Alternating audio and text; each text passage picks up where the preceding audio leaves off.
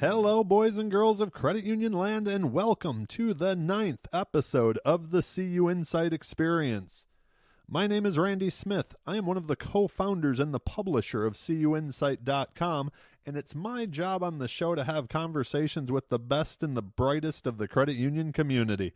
I get to pick their brains and hopefully find a few nuggets that we can all learn from. My guest on today's show is Mr. Maurice Smith. Maurice is the president and CEO of Local Government Federal Credit Union. When I would ask people who I had to get on the podcast, Maurice's name came up over and over. And then a couple things happened, and I knew I had to reach out to him and get him on the show as soon as possible.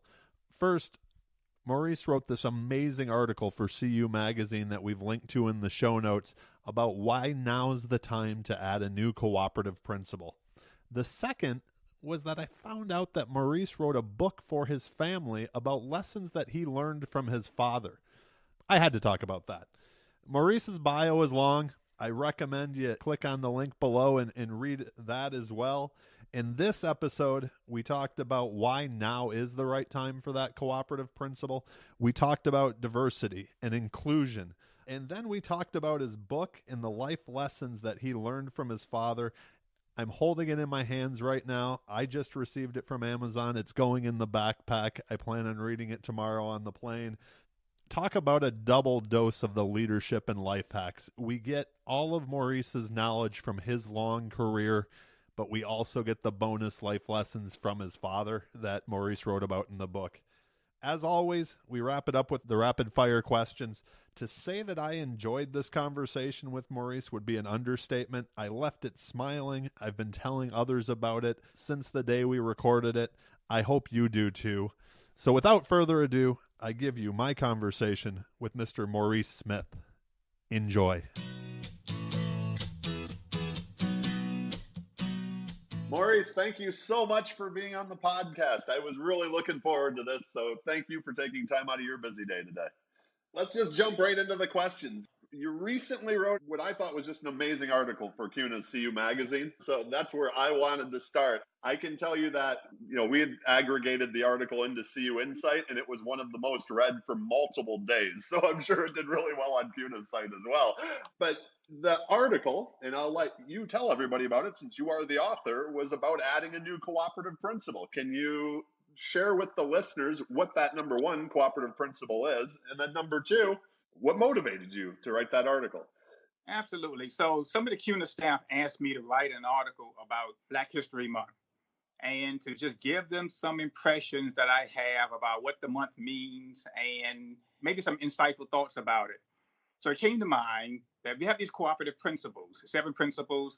I live by them. I totally agree with them. They've been with me my entire 40-year career in the credit union business. But then the notion of about diversity, inclusion, and equity has been part of a conversation for this last year or so. Beyond that, but I've been really engaged in it for the last year or so. And so as I think about what do the cooperative principles say about diversity, equity, and inclusion, and how might we have a voice in that? So the thought is to add an 8th cooperative principle. I'm not smart enough to figure out exactly what the language ought to say, except that, the principles ought to be explicit about what does it mean to have diversity, equity, and inclusion in our industry and throughout co-ops, worldwide. And so this essentially was a thought-provoking piece just to get people talking and just to see where it would go. So far I've received inquiries and feedback from the solar co-ops, from the grocery co-ops, agriculture, electric co-ops, who have had some concerns about it, some thoughts about it, have all kinds of challenges to it. But it's been a great conversation to it. So I have looked forward to having these discussions. Oh, that's fantastic. I mean, outside of credit unions, people are reaching out to you in other cooperatives. That's pretty amazing. So, and as you think about, so these principles have been around from the Rochdale, era in the mid 1800s, started with co-ops in Europe. And so these are like stone tablets that come off the mountain. And someone's going to have the audacity to actually take the stone tablets and chisel in a whole new principle. Of course, it's going to create some conversation. There may be some hesitation about it. some thoughts about what does it mean to add to our values, to worldwide values for cooperatives themselves. So to me, I find it exciting to engage and have a discussion about it. I would tell you, I think that's why your article spoke to me was we can improve things, right? Like that, just because they were written in stone doesn't mean that we can't make things better, right, over time. So I absolutely loved it. From the credit union standpoint, what do you see as the biggest barriers that are out there to inclusion in credit unions? So there probably are some challenges for credit unions as we think about this. So credit unions operate with a field of membership. We have a defined market for each credit union, who can join the credit union, what qualifications are there for the services that that institution offers. So when you talk about diversity and inclusion and equity, then it's really about how do you treat the market, the audience that you have for that credit union. This should strike a familiar chord with credit unions as you talk about diversity, inclusion, and equity. So think about the cooperative principles. The first one about open memberships. And you think about democratic control. Those are things that we as credit unions practice each and every day. And so the idea that we want to bring more voices to the table, to have conversation about the governance of the institution, how we serve our communities, that shouldn't be a foreign concept for credit unions. But we think about how we serve our fields of membership. So those are things that each credit union has to navigate for themselves. And it's not unlike the other co-ops around the world, depending on what kind of commodity and what services they offer for their communities. They have to answer those same questions too. But I am really encouraged. I talk to my credit union colleagues who find this notion romantic. It's like, okay, how do we take a look at a principle that we've all grown up with and look for ways to make improvements in it? It's been fun to have the conversation. I have to imagine it is. I know I've talked, and Jill, and Yes. she's talked a lot about whether it's the board of the credit union or senior management of credit unions looking more like their membership. And that kind of leads me to my next question. Is the first step, or is the step down this road of recognizing this almost as a new cooperative principle, maybe down the road, but even just taking those first steps, is it something that needs to be done on the individual level at the credit union? Is this a systematic thing that needs to come from the top, or is it all three? Randall, I tend to lean toward grassroots efforts, really reflecting a community's ideals and having that sort of work its way up, the hierarchy of governance. So if you start at the individual level, we as individuals want to have a seat at the table, no matter who you are, no matter what system of governance it is. It doesn't matter what institution we're talking about, whether it's co-ops or it's talking about your local government in your hometown. You want to have a voice. You want to have a seat at the table. You want to be able to express what your needs and your interests are. You want to be valued for those.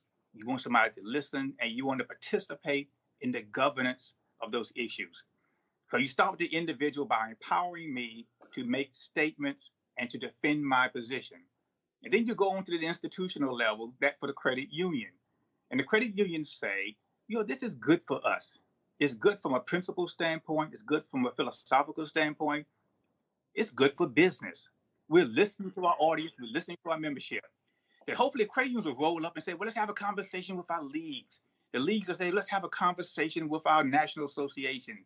The national association said, well, let's talk about our brother and sister co-ops in other industries in the United States. And it works its way up. By that time, we're having all these different conversations and discussions.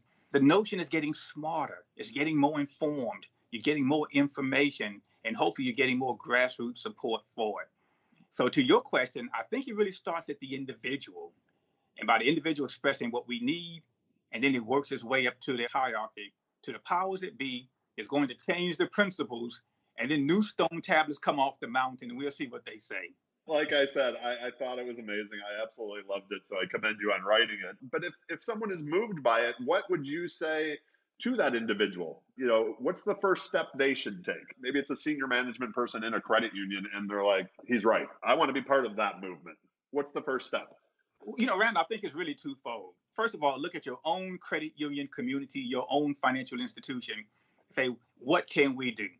Are there barriers in our policies and procedures that might get in the way of instituting diversity, inclusion, and equity for our credit union? Are we listening to all our members? Is there fair representation? Are we giving a voice to every member of our organization? So you think about individually what your institution can do. Yep. But as leaders of the movement, I believe we have an obligation to be good citizens of the movement. So raise your voice, participate in the councils that the Credit Union National Association have, participate in your state leagues, start having, write op-eds, if you will, communicate with your colleagues in the various arenas that you have conversations and collaborations and discussions with, and just sort of raise the level of the conversation about this to a heightened area. So if people are talking about it and we are actually walking the talk that we are expressing for ourselves, then it's going to gain the momentum it needs to make real change happen. And the market will pay attention. Members will notice it, the market will pay attention, and our banking competitors will try to copy what we're doing because they'll realize we're on to something. That we're on to something, but we could be the leaders in that.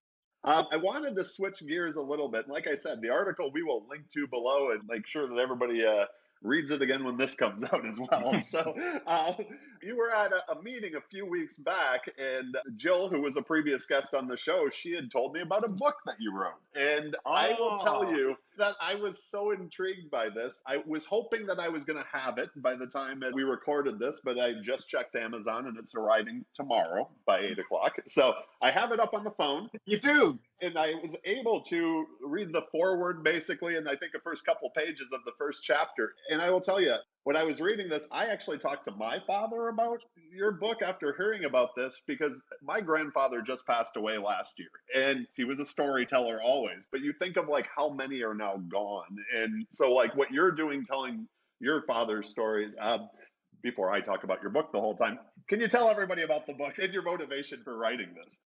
So I guess, Randall, it starts with my sister put me up to it. There's no eloquent way of putting it. So the only son of 4 offsprings, grew up on a small family farm near a seaside town in North Carolina, a little place called Southport.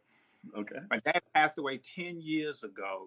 And my youngest sister says to me, you need to write down the stories and the lessons that Dad shared with you, because these are things he taught you that he didn't teach us sisters. And I thought, no, you know the same stories I have. She said, tell me a story. So I told her a story. She said, nope, never heard that. I told her another story. She said, nope, that wasn't my experience. She said, would you just write them down? And so what started out as a rough outline, and then a manuscript, led to creating this publication. And it was meant to be just a publication that I was going to give out to family and friends as Christmas gifts, because a lot of them knew my father, and I just wanted to share his essence with them and sort of memorialize it for generations to come. And it turned into a publication that ended up on Amazon. So I heard this speaker some time ago, and forgive me for not remembering the name of the speaker, but if that speaker hears this, she will remember that she said this. It has stuck with me in the meantime. She said, we are 2 generations away from obscurity. And I said, well, what do you mean by that? She said, what do you know about your father? I know a lot of things. He did this, and we had these relationships and so forth. Great. What do you know about your grandfather? Well, let's see. I know this, and I think I know a little bit. What do you know about your great-grandfather? So in 2 generations, my life experiences may be lost on a future generation. My dad was instrumental in making me the person that I am, for programming my life, for setting examples for me that I've shared with so many. And I didn't want his essence to be lost. And so I took my sister's advice. Let's put some things down on paper, and hopefully generations to come, someone will read them and they will be inspired by some of the things that he's taught me. What an amazing gift, I think, for your family. There was an interesting part in what I could read before getting the book. You kind of mentioned it, that, I mean, it was obviously a different time. So what he shared with you and his expectations for you were much different than for your sisters. It sounds like your father set your path to credit unions when you were very young. I mean, at like 14 years old, was it, that, he was like, what are you going to do when you grow up? Exactly. So people ask me, Randall, how did you end up in the credit union business? When did you decide that you want to have a life in finance? It started when I was 12 years old 12 years old. in a family farm in a potato field. So the manuscript in the book talks about the different life lessons he's taught me along the way. And this was the first lesson that I chose to write about. So at 12 years old, we're out planting potatoes, and he turns to me in the middle of the field and says, "What are you going to do with the rest of your life?" I'm 12 years old. You're 12. So I thought, this is a meaningful moment. Even as 12 years old, I thought this is going someplace. So I asked my dad, could I have 24 hours to think about it? He said, that's fine. He said, if you don't choose a career in 24 hours, I will choose one for you. He said, son, the reason why we do this is you don't have the luxury of going through life without having goals and ambitions in front of you. He said, it's okay if you change your mind and decide to do something else, but you substitute one goal with another goal. So the next day, we took some farm receipts to the local community bank. It was a Walkmore Bank in Southport, North Carolina. We're standing in the teller line waiting to be served.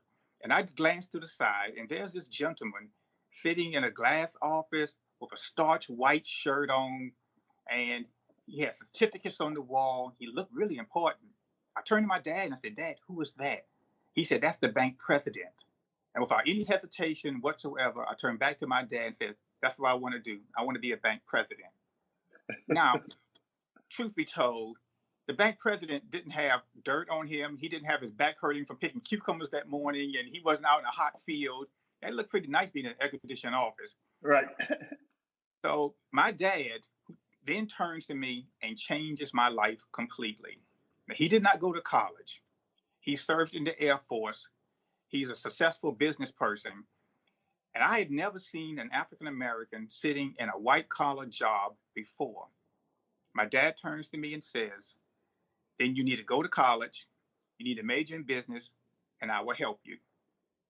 And so from age 12 until 18, when it was time to leave for college, he would quiz me in the fields about Keynesian economics and supply and demand, how money works, the disparity of economic power between communities, compounding interest, having good credit ratings. We didn't have credit scores back then. How do you save money? The rule of 72. These are self-taught principles my dad had that he shared with me how money works. When you were 12, did your dad already know all those principles, or was he educating himself along the way to teach you? You know, Randall, that's a really good question. I have never pondered that question. And if I had to speculate, he spent his evenings learning the principles. So when he and I were out in the cornfield or driving to the farmer's market or picking cucumbers, he was taking that time to tutor me on things that he had picked up for himself. I can see why you wrote the book, and I'm sure for your sisters and for your children to hear those stories that you had the opportunity to hear even back then, that, an experience that they never did. So now you've given them to you. So did you enjoy the process once you got into it, of putting it all down on paper? It was rewarding going down memory lane. It was eye-opening on some of the lessons. So I not only had to review and revisit moments with my dad, conversations with my dad, but also review lifelong lessons as an adult and connecting the dots between the two. It seemed fairly organic that some of the lessons I've learned in life as an adult, I used the principles that he taught me, but I didn't quite connect all the dots until I started writing the book. And then I started writing them down saying, that's how I arrived at that ideal. And that's why I believe what I believe. And that is why I chose that path versus another path, because his voice was constantly in my head about here's right, here's wrong, here's what it means to be a man, here's what it means to take care of your family, your responsibility to your community, here's what citizenship stands for, here are the things that you are expected to do to be a responsible person. And I've used those guidance as sort of guideposts for what I'm supposed to do. Hopefully we pass that along to our two children. And you think as young kids, they're not paying you any attention. But every now and then they'll say something, say, you were listening to us. So absolutely, yes. Last kind of question on that. Like I said, the book, we're going to link to it. I can't wait to read it. So did your dad see you become not a bank CEO, but a credit union president and CEO? Randall, he did. Oh, that's beautiful. And he had the opportunity to see that. And I believe everybody in my hometown followed my career because he told them about it. He was my biggest fan. Yes. Yeah. I love that, and I just greatly appreciate you being willing to talk about it. So I think it's an amazing story. So, and like I said, I think that the book and the life lessons that you learned from your father ties into the second part of the podcast, which is about leadership and life hacks and life in general. And hopefully we can find some things that you can part on future leaders. Like some like nuggets that they can take from you in your distinguished career. I'll ask the first question. When you were 12, you wanted to be the bank president. What was it about credit unions that inspired you to not only get into the business, but to become the president and CEO of your credit union? Well, that's a good question, Randall. So going to college, we talked about banking and economics and, venture capital banks and all kinds of stuff. You talk about investment banks and Wall Street, and there was not a single course about cooperatives or credit unions. And so I learned about co-ops after I graduated. I said, wait a minute, I can practice the discipline of banking, how banking works at an operational standpoint and from a commodity standpoint. And I can do it in an institution that has a soul for taking care of its members and its community. How did I not know this before? And so I started my career in 1979 as a loan officer for state employees credit union, worked there for 13 years before coming to local government federal credit union. So when I came over to local government federal credit union as executive vice president, I already knew something about the credit union, some of the members of the credit union through the state employees credit union branches. And so this just seems like I was coming to another home. Okay. So this is my 40th year in credit unions this year, if I haven't mentioned that before. And I can't think of anything else in life I'd rather be doing than this. That makes for a beautiful career, right? Yes, sir. Yes, sir. Has that inspiration changed over the past 40 years? Not one iota. I'm not sure if iota is a word or not, but not one iota. I love what I'm doing. But Randall, when you reach a point in your life and you realize I was built for this, I was groomed for this, I prepared for this, this is the lifestyle, this is the career, this is my life's work, this is what I'm supposed to be doing, it all comes together. There's a question I often ask applicants that we hire for our credit union. And I ask them, what do you want your life story to say? And they'll think about it for a moment. And they'll say, well, I want to be known for this or that. I said, don't talk about your career, your life story. I said, case in point, someone's going to write my life story someday. It's usually called an obituary, but they're going to say something about it. My family and friends will come around, and the only thing they can say about me is he was a really good credit union employee. I kind of consider that a failed life. I understand that completely. But to work in an institution that allows me to pursue the passions that I have for helping other people, for being a participant in the community, trying to do good in the world, and I get to do that in my occupation at the same time, I consider that a win-win. I was going to say, my guess is from picking cucumbers with your dad to last year at GAC, you were in the White House. Imagine that. So a couple of questions, because again, I know your career is very distinguished. Was that the first time to the White House? My very first time. So I become the chair of CUNA. Yep. About noon, I'm meeting with, President Bush, 43. We just want to take him home. He's such a gracious gentleman. And then 2 hours later, I'm meeting with President Trump in the Roosevelt room of the White House. And so, from my experiences, Randall, forget about what you might see on cable news and all the other things that might come along. My experiences with President Trump was he was knowledgeable on our issues. He was read up on it. He was authentic. He was friendly to me. He was a little bit joking with us. We found like we could hang out for a while. But just the mystique of being in the White House just really was just, a kid from a small farm in Southport, little country boy, North Carolina, and he's sitting in the Roosevelt room of the White House, of the greatest nation on earth, with the President of the United States. It was a great way to kick off this year. I was going to say there had to be, I would assume that's one of those times that you kind of take a pause and go, Wow, this is happening to me, right? So I had to ask you about that. But last year, I mean, at GAC last year, and we talked about it with Jim on the very first podcast, was just how it didn't matter your politics. I think everybody loved the conversation with President Bush. He did seem just like a good guy. Absolutely. That was a lot of fun. This is a scratch my own itch question, and I will tell you that I added this question, but it came from when I was kind of doing some research on you on the interwebs and seeing all that you're involved in, and even reading the foreword of your book. Outside of credit unions, you're very involved as well. So the word time management sounds cliche, but how do you choose what to spend your energy on with such a busy life? Because I'm assuming that there's a lot of asks of your time. And maybe sometimes more importantly, and this is one of those things that I feel like I've learned over time a little bit, and I still struggle with it, is sometimes it's the saying no that's important so that you have room to say yes to more meaningful things. You have a trick here for us that maybe struggle with that? Or how do you pack in such a full life? How about that? Randall, I was hoping you had some ideas for me. I wish I did. I struggle with that. My wife, she'll admit that I struggle with it. She admonishes me on it. You need to start saying no. You have to take care of yourself. You have to sleep more than 4 hours a night. You really need to take some time for yourself.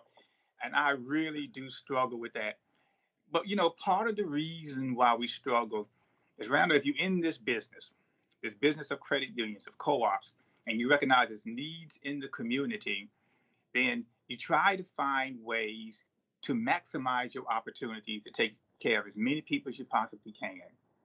It's really hard to say no when there's a need on the other end of that request. Yeah. And so I find myself stretching myself too thinly. We have this philosophy here at our credit union that the answer is always yes. If my board asks me a question, Maurice, can we do whatever? The answer is yes.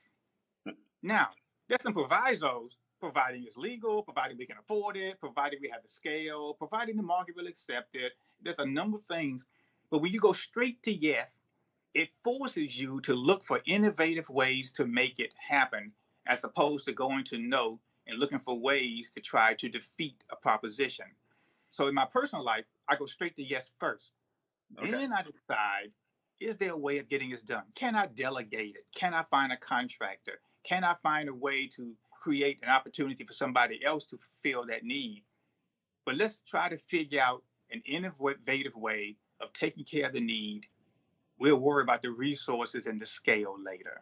You used a word that I know a lot of young people or young leaders, I will say, as they're getting maybe into management and struggle with, is delegating. Like, we want to do it ourselves. We love it. This is what got us here. We've worked hard. So now to pass that off, I know it's something that I talk to my team about a lot, where I'm like, you need to delegate that. Any tips there? I've had to learn that lesson over the years about the importance and the necessity of delegation, because it's so much easier if I just put my hands on it and go do it myself. Yep. But part of the role and part of the responsibility of a leader of any organization is to help develop your colleagues in their particular crafts. And the only way they're going to develop, get better at what they're doing, to hone their skills, if you allow them to practice their skills. Give them more responsibility, letting them take some chances, exercise their judgment, go ahead and make a few mistakes. So hopefully not the kind of mistakes that's going to sink an enterprise, but you allow them to grow. Randall, somebody had to allow me to grow at some point. Right. And I thank them for having the confidence and giving me the opportunity to take a few chances. It's my responsibility to pass along those opportunities as well. That really goes into a question that I have, and I'm not sure if you've thought of this, but if I were to ask your staff, your team, what's Maurice's management style? What's he like as a leader? What would they say your style is? That's a good question. We have to ask them one day.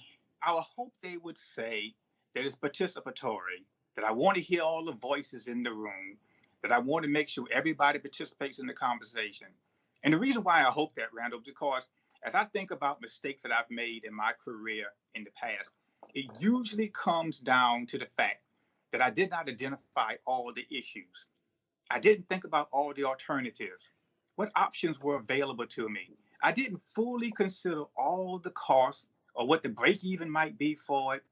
I went into a decision uninformed and completely unprepared, and that's when I have fallen flat on my face. So as we come across equations here at work, decisions that have to be made, we're contemplating a strategy, and when it's time to pull the trigger and make a decision, I'm constantly asking myself, do I have all the information? Have I asked everybody who needs to be here? Do we have everybody around the table that needs to be here? And I'm hoping that kind of participation makes us smarter as an organization, but I'm hoping it makes me smarter, as an employee as well. I'm hoping my folks would say participatory. Now, it doesn't mean that from time to time you have to make a command decision and say, let's move. I mean, a torpedo's coming to sink the ship. Somebody has to make a decision to say, get out of the way and do something. The buck does stop with you in the end, right? So, I'm afraid so. Do you think your style has changed? I mean, you've been in a leadership role for quite some time. So from, that first day as the new CEO, the new president and CEO, has your style changed over that time?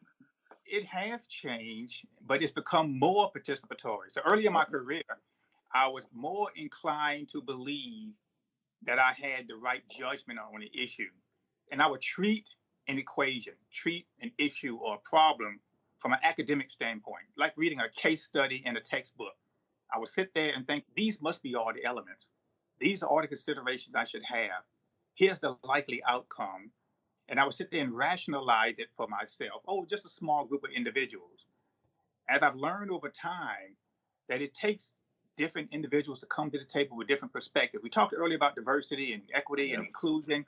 That is all about having people with different points of view come in and help you make an informed decision.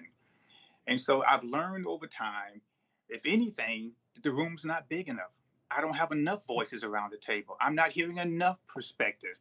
So if anything, over time, I've learned to become more participatory, invite more individuals, and sometimes your best advice comes from people who have nothing to do with your industry, has nothing to do with the problem. They are far removed from the equation, and they will come along and identify your blind spots every time.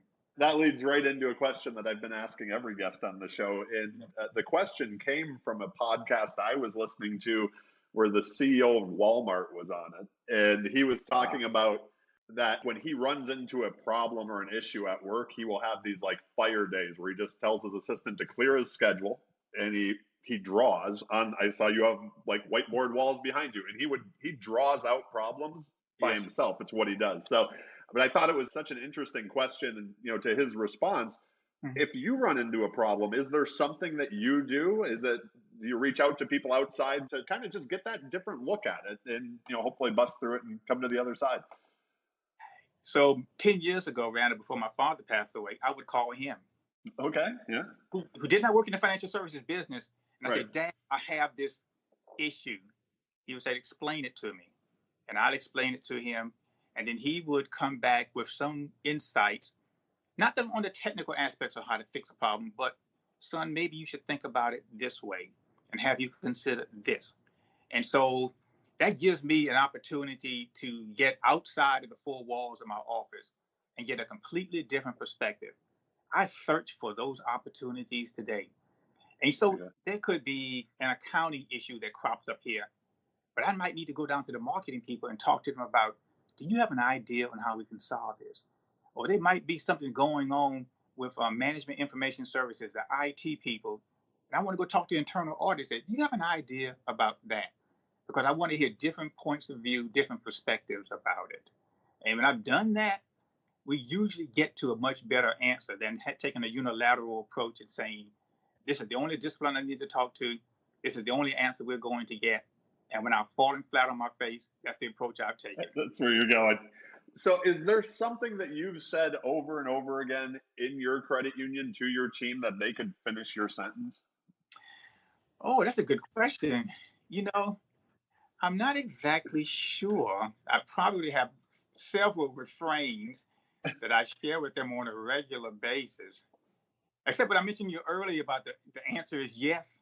I will repeat that often. I have had that come back to haunt me when I've asked questions and my colleagues have said, yes. Yes. I said, wait a minute, have you thought that through? They said, no, but we'll figure it out. But we know that's the answer, so we'll get it done. That's the answer. I don't want to hear no. That is great. This is a question, again, that I've been asking every guest, and I was really excited to ask you this one because my guess is I think we've even talked about a few of them, so I don't know how you could come up with one, but is there a life lesson, a piece of advice that you received at some point that you constantly find yourself going back to, almost like that centering thing? And when we talked about your dad, it seems like from your father, there's a whole book of them. There are lots of lessons from him. So, working in a credit union, reporting to a board of directors, I'm kind of a corporate governance geek. I'm a nerd about all things governance, just the whole system of decision making that goes on with credit unions. I just find that absolutely fascinating. So I arrived at Local Government Federal Credit Union in 1992. I'm the second in command, executive vice president, and my successor and I, we're reporting to a 9-person board. And one day, one of the board members pulled me aside. His name is Joe Prater. Joe Prater was the finance director for the town of Garner, which is a local community, sort of a bedroom community to Raleigh. He said, Maurice, you know a lot about credit unions, and it's obvious in the writings that you provide to us, the memos, the presentations. You give us a lot of detail about how credit unions operate from an operational and logistics standpoint. Now, I need you to stop. I said, Joe, what do you mean? He says that when you come to a board meeting and you endeavor to make me just as smart as staff, to know all about the details, the inner workings of a credit union, then you have turned me as a board member into a staff person. I would think about logistics. I would think about all the small little finer details. And as a result, our board meetings were turned into one big staff meeting. As a director, I need to think about the big lofty goals. I need to focus on the strategy, what's on the horizon. But when you point my attention down into the weeds of the organization, then I don't have the perspective of seeing what's coming around the corner, what innovation is occurring. He taught me that lesson. So from that point forward, it became the Prater principle for Joe Prater. And as I've brought new managers into the organization and have an opportunity to talk to them, those who have insight and contact with our board, I said, let me talk to you about the Prater principle. So about 2 years ago, I ran into Joe Prater in the local hardware store. I said, Joe, it's good to see you. We shook hands. We sort of caught up a little bit. And I said, Joe, I'm still telling people about the Prater principle. He said, the what? I didn't know about it. Back in 1992, I shared with him almost verbatim the advice he gave me. He said, you remember that? I said, I do. And it's become codified as one of the operating and management principles of our organization. Joe's long been off the board, but he said, well, thank you for remembering that. But that was a piece of advice that sticks with me today. And as I serve boards, is making sure I give them the tools they need to be successful and not unwillingly pull them into the staff and make them one of us. He didn't even know you had a principal. So that's a great story. I love that. If you have a free day on the calendar, which probably doesn't happen often, maybe your wife would like you to have more of them. What's the passion outside of credit unions? What do you do to recharge? I get recharged by mission-driven types of things. Sorando, at the age of 42, went back to school to get my law degree.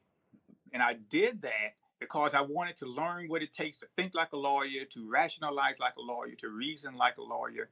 But also there's unfairness in the world, and I wanted to play a role in trying to right some wrongs. So outside my credit union world, I provide representation and counsel to boards for nonprofit organizations. Okay. Yeah. And so you're a nonprofit organization, you have some of the same kind of business risks as a for-profit institution do. And if you're a fledgling organization that's providing an important social need for the community, you may not necessarily have the funding and the resources to pay for a lawyer to sit in your board meetings, to look over your contracts, to help you think about, how do I mitigate some of the risk of operating our nonprofit? So in my spare time, I provide pro bono services, free services to nonprofit organizations who need some legal guidance, who need just a little bit of help on the side to help them think through strategically some of the things they ought to be doing. I find that to be a fun Saturday for me. That's a good Saturday. Oh, that's a good Saturday. Wow. You went back and got the law degree at 42. That's fantastic. When Gigi Highland was on the show, she talked about her mother, and her mother went back to law school after she had her children.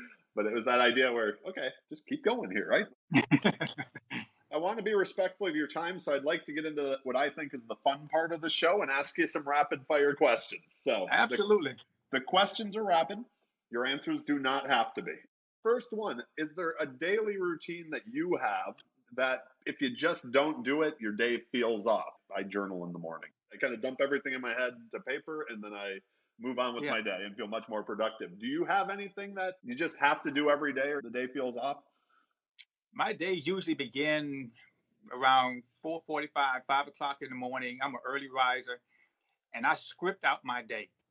So when I arrive to the office, if the world is all perfect and nothing goes wrong, I pretty much know exactly what task I want to have accomplished by the end of the day. That usually does not happen. So at least I have a plan. Usually by the end of the day, I toss it in the trash can and start over again. But I script my day out at the beginning of each day. And if I don't do that, I feel like I don't have a plan for which I should attack things that are on my desk.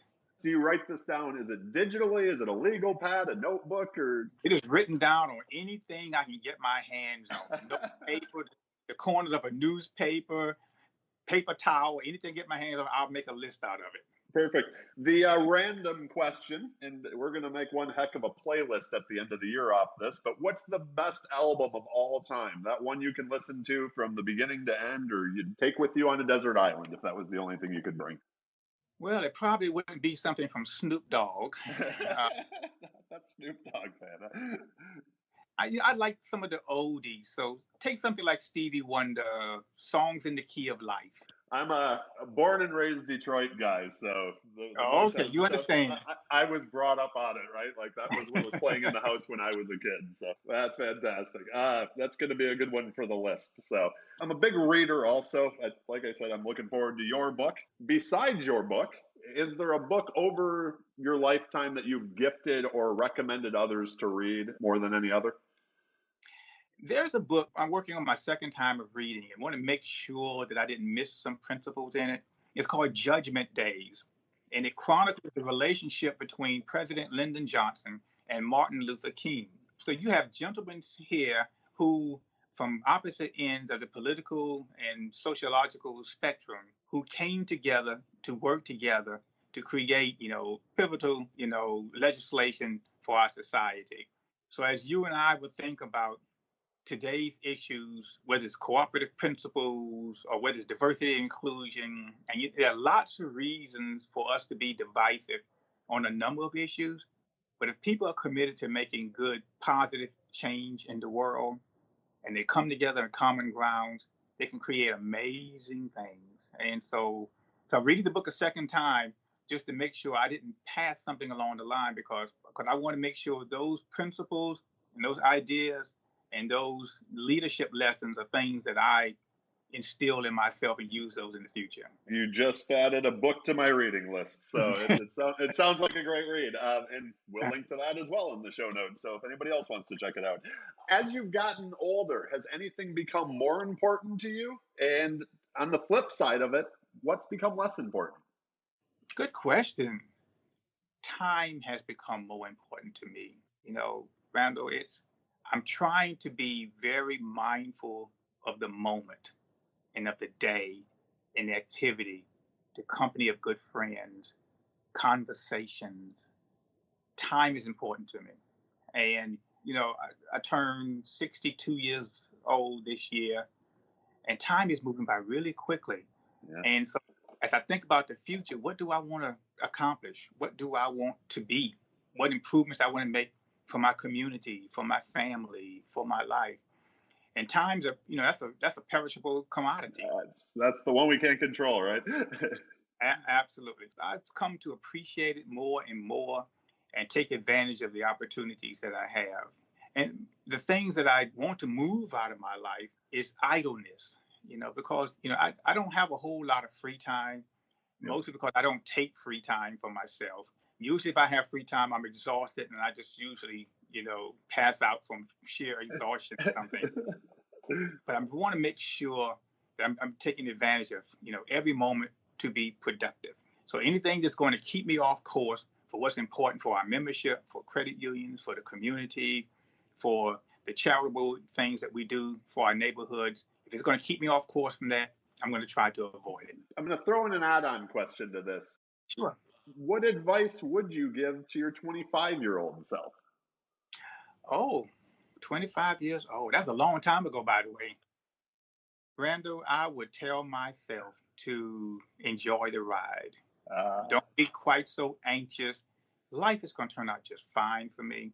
That, we're going to have a beautiful family, and, things are going to go well in terms of my opportunities that I have. I would tell myself, just relax and enjoy the ride. Enjoy the ride. I love that. The final question, and it's the one that I didn't send you. Top of mind, first person you think of when you hear the word success. Success. Oh, it would be my father. That doesn't surprise me at all. And I think we can all read the book to find out why.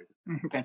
To me, that is the perfect way to wrap this up. Once again, Maurice, I thank you so much. I've enjoyed this so much for you taking the time today. Is there any final thoughts or any ask that you have of our listeners? Yeah, I thank the listeners for taking an opportunity to just hear a few words from me. I don't take this for granted. Everybody's busy, I believe. There are more asks and more demands on our lives and our livelihood and our time than we have capacity and scale to address everything. And to the extent that any of your listeners took the time to spend this moment with us, I deeply cherish and appreciate that. And I echo that, and I thank you again, sir, so much for your time. And thank you. With that, I hope everybody enjoys. Have a great day. Thank you so much, Glenn. Thank you, Maurice. A pleasure.